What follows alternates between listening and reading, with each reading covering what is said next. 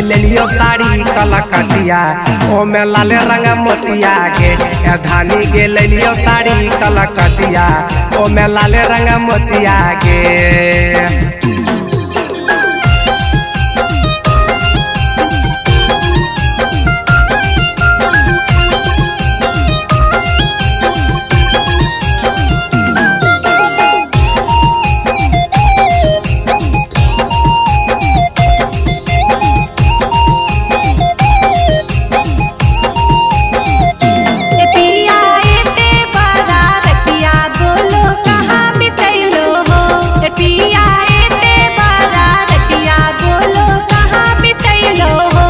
धनी गे एक गो छेलौला बारवा रतिया मोहे पितलियोगे।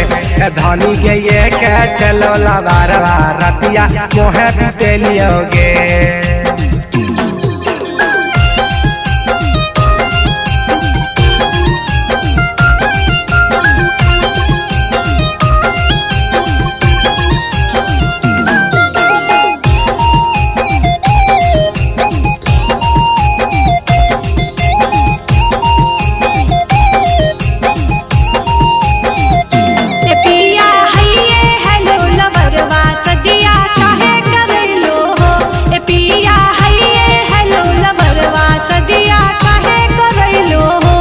धनीला भारवा छलन कचरिया सदिया संदर कर लिया गे। धनीला भारवा छलन कचरिया सदिया संदर कर लिया गे।